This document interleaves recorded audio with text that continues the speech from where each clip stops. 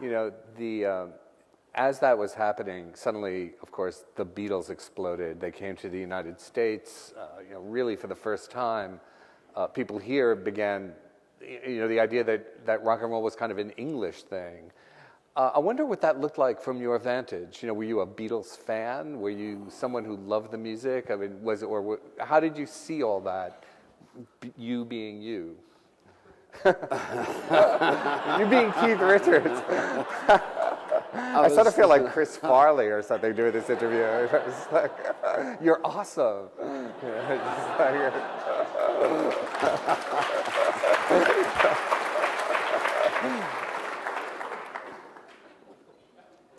How did I feel? The Beatles, let's say.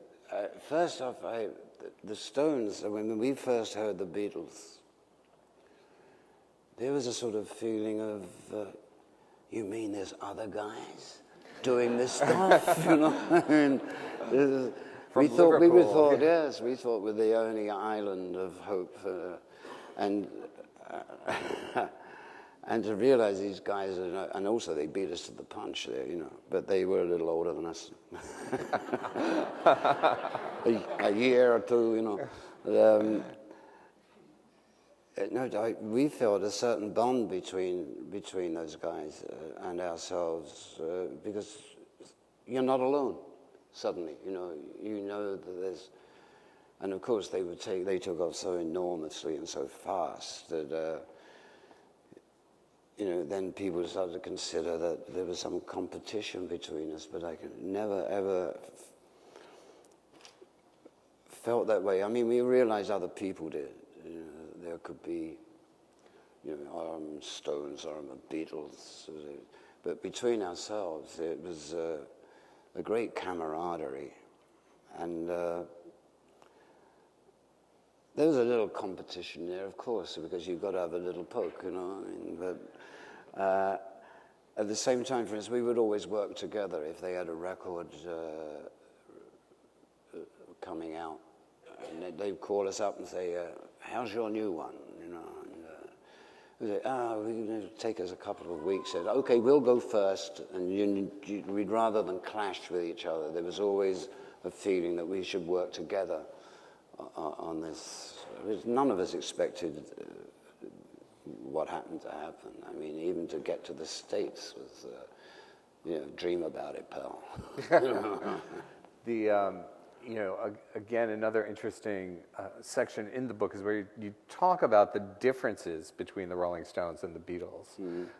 And you're in a very interesting conversation you had with John Lennon, in which you were explaining to him why the Beatles could rock but not roll. And I wonder if you could rehearse a little of that for us. Maybe I think the difference is the Beatles and the Stones. The Beatles are primarily a vocal group. They were harmonies, they were singing. And it didn't really matter whether Paul was singing the lead or John was singing the lead or George, whatever. I mean, that was interchangeable with the Beatles. With the Stones, we were more instrumental, and we had one front man. And he better be good, right? And he was the best. Absolutely.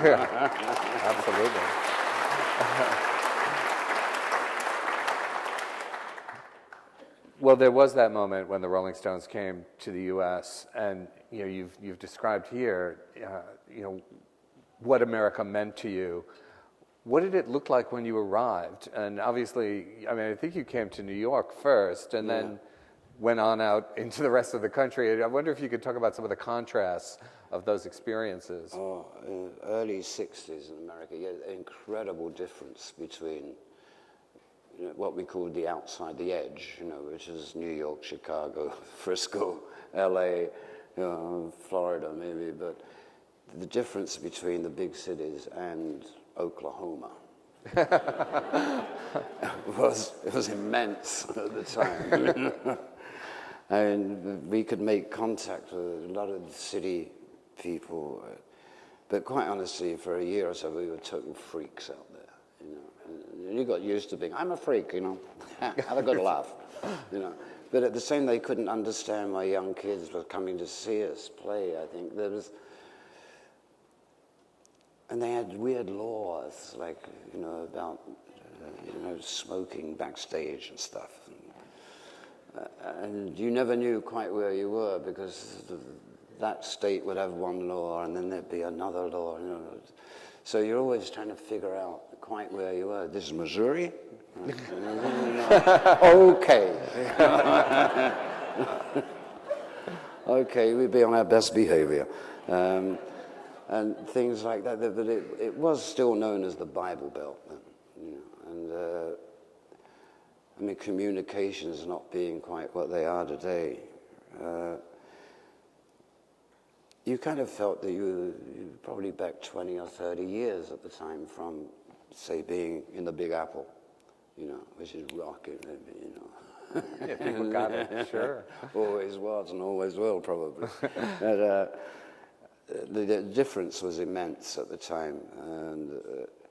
But I got to say, I learned a lot by doing those treks down through the South and the Midwest in the 64s and 65. And so another world. And it's still the Mason-Dixon line.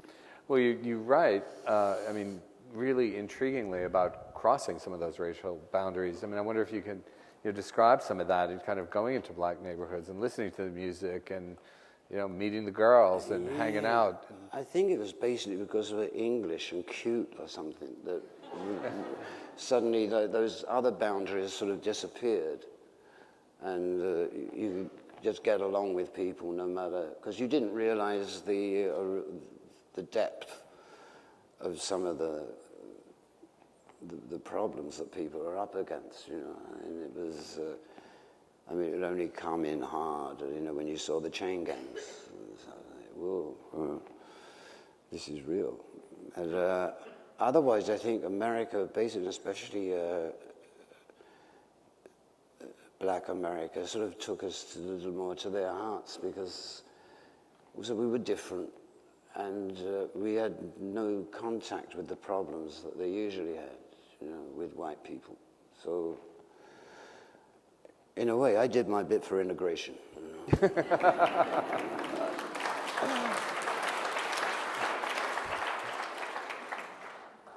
As the Stones started to get bigger and the '60s kind of moved along, you guys were kind of embroiled. Your tour in 1969. I mean, that was one of the most raucous times in U.S. history, and the tour itself was.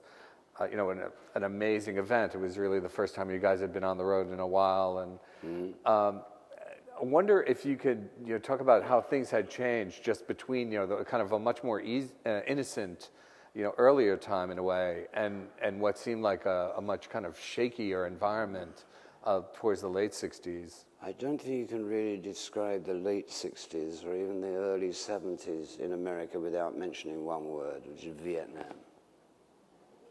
This changed the whole dynamics of what was going on. Guys had been drafted, right? Guys you'd met a couple of years ago that were just, saying, "Man, I want to play guitar. I want to do this," and suddenly, where's Tommy gone?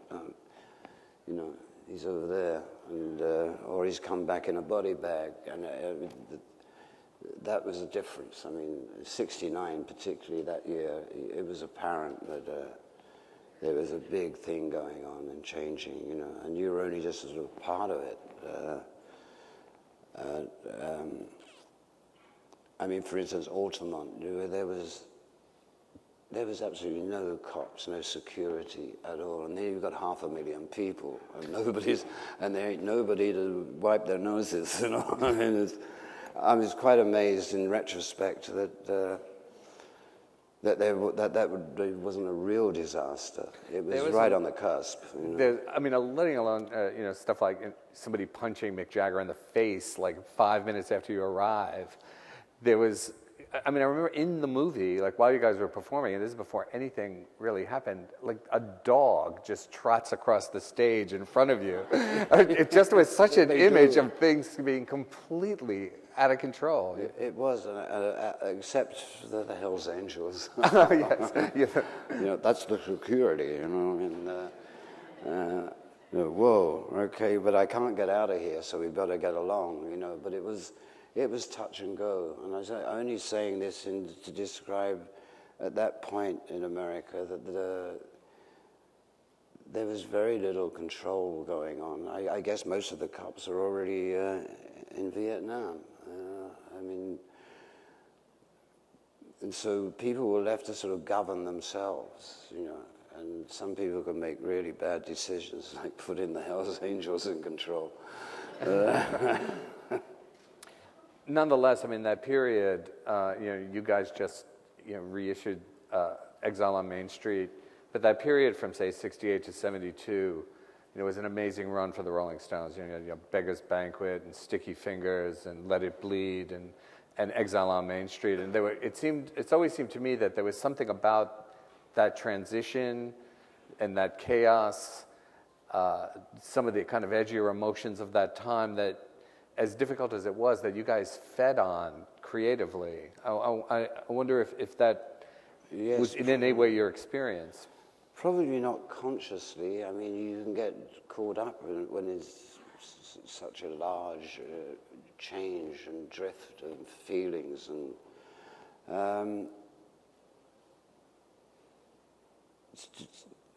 making those albums, it seemed very easy at the time. As you say, we were on a roll. We were working a lot, and songs were just popping out all over the place. I can't say really how much one thing influences you more than another, because you do get swept along in the general tide of feelings.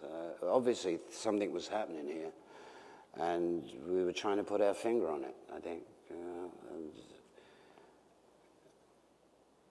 in a way, what can you do except sort of mirror or express what you're hearing around you? I mean, that's basically what a writer does,